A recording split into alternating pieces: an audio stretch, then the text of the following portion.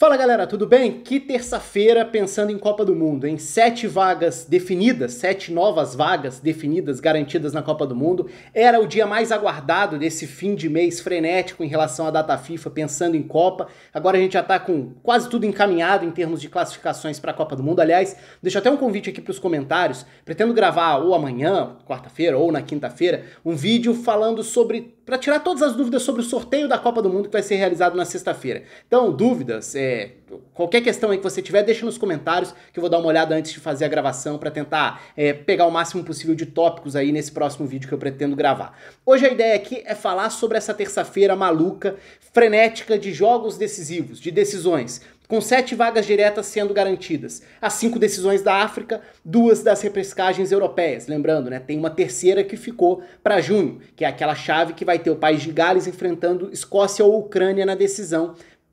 Tudo vai acontecer no mês de junho. Então, um desses 3 estará na Copa do Mundo. É a última vaga direta que falta, pensando no continente europeu. E as outras 2 vagas, para a gente começar então pela Europa, uma ficou pelo caminho mais óbvio, Portugal batendo a Macedônia do Norte, espantando a zebra, né, depois do que tinha acontecido na semana passada, a vitória da Macedônia sobre a Itália, aquela enorme surpresa que foi, uma Macedônia que fez um ciclo muito bom, ainda que evidentemente não esteja no nível das principais. Acho que aí era muito nítido que era um jogo para o primeiro gol mudar basicamente o roteiro. A Macedônia até tenta uma postura mais agressiva, mas era um jogo em que o cronômetro, a forma de lidar com a ansiedade poderia ditar o tamanho do desafio. Como o primeiro gol sai cedo, Portugal acaba não tendo grandes dificuldades para garantir essa vaga na Copa do Mundo.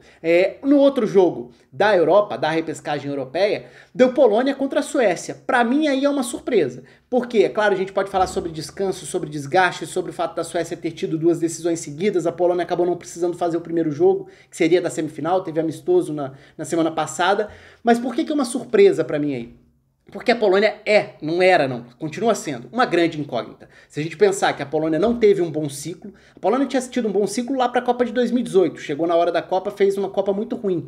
Aí esse ciclo foi um ciclo abaixo. A Polônia chega agora, não fez uma boa Euro, chega agora à Copa do Mundo, passando por uma Suécia que está em um estágio de trabalho muito mais avançado. O trabalho da Suécia faria com que a Suécia fosse, na minha visão, um adversário duríssimo, chatíssimo de enfrentar na Copa do Mundo. Por ser um time de um trabalho defensivo que não se importa em ficar pouco tempo com a bola, que fica muito confortável em esperar para sair numa bola mais direta, numa ligação mais direta, que tem opções até crescendo, se a gente olha para esse momento da temporada europeia. Então você tem um Elanga ganhando minutos no Manchester United, um Kulusevski recuperando confiança no Tottenham.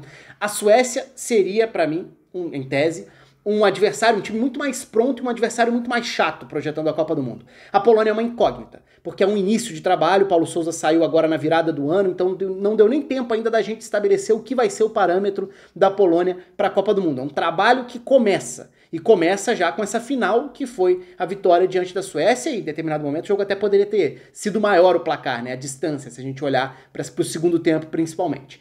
Indo para a África, onde estavam para mim as grandes atrações do dia, se a gente projetasse equilíbrio, grandeza, importância dos confrontos, né? E até pelo que o sorteio proporcionou.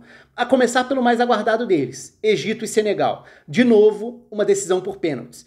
Pouco menos de 2 meses depois, né, a final da Copa Africana de Nações, que aconteceu em janeiro e fevereiro, e que teve Egito e Senegal na decisão, com o Senegal ganhando pela primeira vez o título continental, acabando com essa sina que era não conseguir ganhar a Copa Africana nos pênaltis contra o Egito. Agora, de novo, nos pênaltis contra o Egito, de novo deu o Senegal. É curioso também olhar para os goleiros do Egito, né? O Gabas, que tinha substituído o El Shenawy no mata-mata da Copa Africana e tinha sido o cara daquele mata-mata com grandes defesas.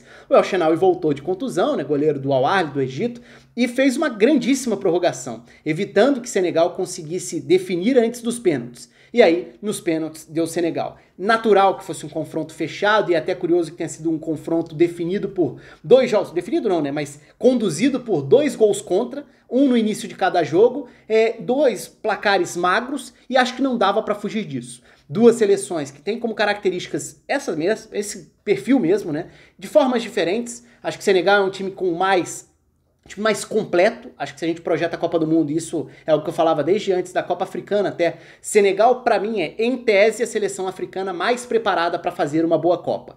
E isso não significava necessariamente estar na Copa do Mundo. Senegal poderia ter ficado pelo caminho, foi detalhe, foi numa disputa por pênaltis. E aí, é claro, a Copa do Mundo perde o Salah. E perde também a capacidade tática de um treinador como Carlos Queiroz, que não deixa de ser uma atração pela capacidade defensiva. A gente viu o que ele fez com o Irã no ciclo para 2018 e na Copa do Mundo em 2018, quando o Irã deu um trabalho enorme naquele grupo que tinha Espanha, Portugal e Marrocos. Para mim foi o melhor grupo da Copa de 2018, pela diversidade estratégica, pelo nível de enfrentamento, pelo equilíbrio dos jogos. Então a Copa deixa de ter um grande jogador, individualmente falando, o Salah, e um treinador que acho que poderia acrescentar bastante também. Era um início de trabalho dele no Egito, e aí tem uma diferença também. O trabalho do Aliou Cissé conseguindo mais uma recompensa. Ele já foi um grande personagem da conquista da Copa Africana, ele é um personagem também pela história dele como jogador, se a gente lembra 2002, ano em que Senegal foi a sensação daquela Copa do Mundo, caindo nas quartas, já tinha batido na trave na Copa Africana, na época o Aliou Cissé era volante daquele time, e agora faz um grande trabalho, então em termos de longevidade, de trabalho mais consolidado, indiscutivelmente um dos melhores trabalhos da África.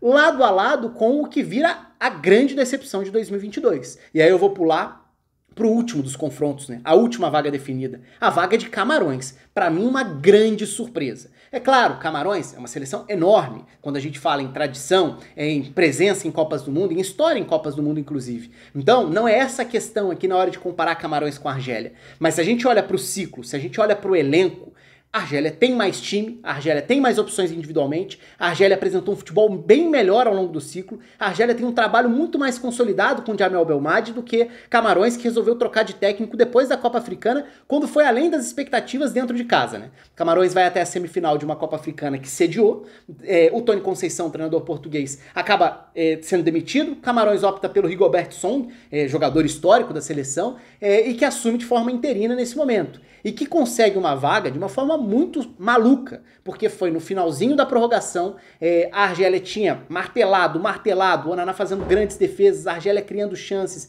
e a Argélia consegue enfim o gol já na reta final da prorrogação, e quando parecia ter ficado com a vaga, vem o gol de Camarões logo na sequência, basicamente no último lance da prorrogação, na Argélia, sendo que a Argélia tinha conseguido dentro de casa, né, na partida de ida, aliás, fora de casa, na partida de ida, dar um primeiro passo num jogo que tinha sido até diferente, né? A Argélia é possivelmente a seleção africana mais técnica, propositiva do ponto de vista ofensivo do continente ao longo do ciclo. É a seleção mais confortável em ficar com a bola, em se impor trabalhando de pé em pé, com opções, com qualidade. Só que aí a gente olha para o início de 2022 e vê a Argélia que caiu na fase de grupos da Copa Africana, em Camarões, e agora a Argélia que cai para Camarões no confronto decisivo por vaga. Então um início terrível de 2022, uma enorme decepção da Argélia, que claro, a gente vai falar do Salah como uma grande ausência do ponto de vista individual do continente africano, mas do ponto de vista coletivo, a seleção do ciclo, a seleção campeã continental em 2019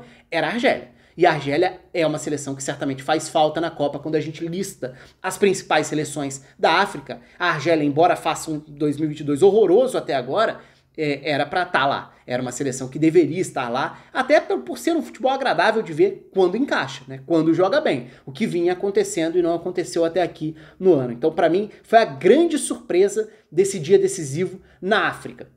Indo para um outro jogo que também era muito grande e equilibrado, que era o duelo entre Nigéria e Gana, e deu Gana. E para mim aí também é uma surpresa, embora não seja assim tão surpreendente ver a Nigéria fora da Copa do Mundo, no sentido de que a Nigéria fez um ciclo nada convincente. A Nigéria é um elenco subaproveitado, mas ainda assim era um time mais pronto e era um time que tinha vindo de sinais animadores na Copa Africana que aconteceu há 2 meses. Então a Nigéria caiu, é verdade, cedo na Copa Africana, mas se a gente olha para a fase de grupos, tinha deixado sinais positivos. E vamos lembrar, né? A Nigéria teve o Gernot Rohr saindo em dezembro, um treinador que tinha conduzido por um ciclo decepcionante. O Eguavoen, que foi jogador da Nigéria nos anos 90, da seleção inclusive, assume interinamente, ele era o diretor de seleções, mas assume para a Copa Africana, consegue na fase de grupos atingir um bom nível coletivo, então parecia ser um sinal positivo de que dá para aproveitar melhor esse elenco, que não é um elenco galáctico, não é um super elenco, mas tem bons jogadores, dá para montar um bom time com material humano que a Nigéria tem, olhando para Ndidi e Aribo no centro do campo, olhando para Iheanacho, para Osimhen no ataque, para Chukwueze, para Moses Simon, pensando aí no sexteto do meio para frente. Em tese, o time titular é esse, a base, pelo menos,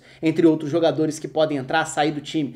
A Nigéria tem um time que, em tese, seria mais equilibrado e mais pronto do que Gana. Porque Gana passa por um momento bem ruim. Quando a gente olha para Gana também trocou de técnico agora, depois da Copa Africana. Também fez uma Copa Africana terrível, também, eu digo, em relação à Argélia, né? No caso da Nigéria, eu não coloco como uma Copa Africana ruim, não. Era até animadora e tinha até feito com que a Nigéria mudasse os planos, né? Porque o José Peseiro estava confirmado como técnico para assumir depois e acabou sendo cancelada essa contratação. Ele deixou de ser o novo técnico, porque teria pela frente uma decisão e como o sinal tinha sido positivo com o Iguavoan no comando, fazia sentido para a Nigéria tentar seguir um caminho e não buscar um novo recomeço. Mas olhando para Gana chega à Copa do Mundo, acho que de uma forma muito surpreendente, porque o ciclo foi muito ruim. Gana não tem um time minimamente preparado hoje. Chega também com um técnico interino, né, o Otto Addo, que foi jogador, jogou na Alemanha, no Borussia Dortmund, inclusive. Assumiu interinamente agora, depois da troca de técnico com a Copa Africana, ou seja, é mais um trabalho muito recente. E Gana está num processo de uma transição que tem sido complicada, essa transição. E não é que não tenha talento daqui para frente. É que Gana teve uma geração que foi muito bem, se a gente pensar ali em Gana das Copas de 2006, 2010, principalmente, né?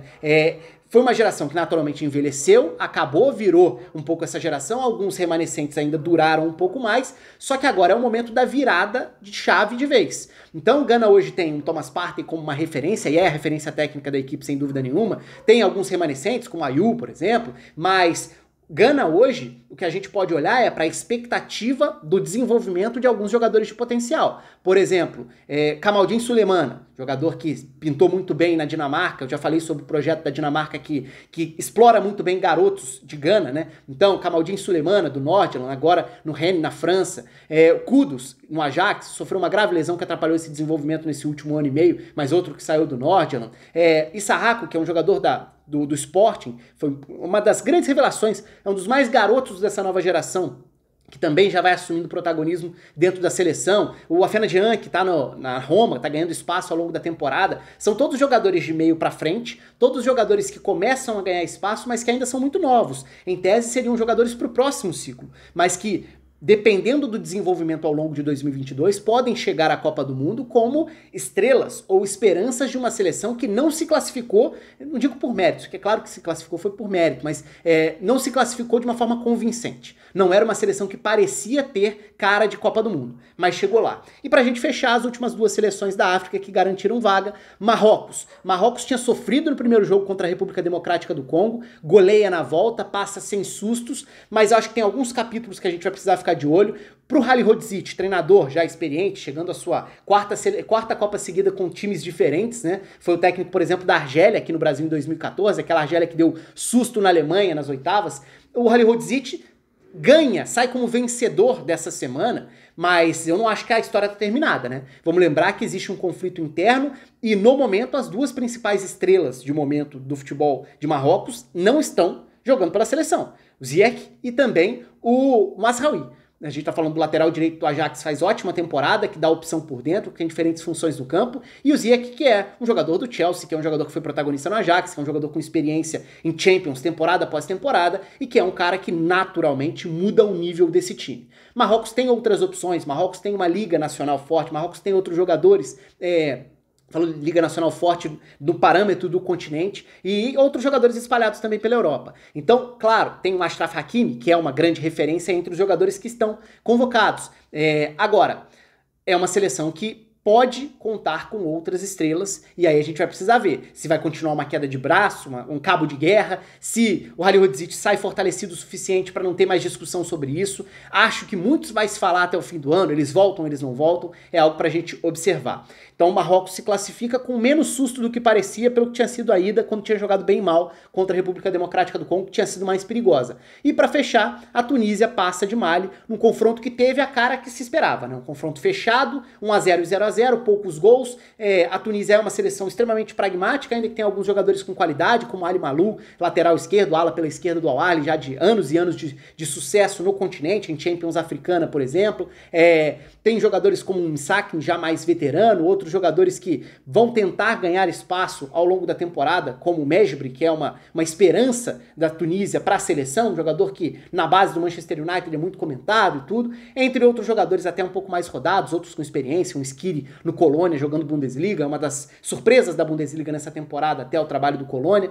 Enfim, a Tunísia não é uma seleção que gera expectativa, mas é uma seleção que chega à quinta Copa do Mundo se a gente olha as últimas 7. Então é uma seleção que consistentemente tá lá, tá na briga. É uma seleção pragmática, mas que consegue apresentar resultados muitas vezes. E que fecha essa lista das 5 classificadas africanas. Então tá definido tudo na África. Na Europa falta uma vaga da repescagem e agora o sorteio se aproxima. Vai ser na sexta-feira e como eu falei no início do vídeo, pretendo gravar um vídeo falando passo a passo de quais são os critérios, as regras, os potes, pensando em sorteio de Copa. Deixem aí nos comentários, a caixa tá aberta para vocês. Um abraço, até a próxima.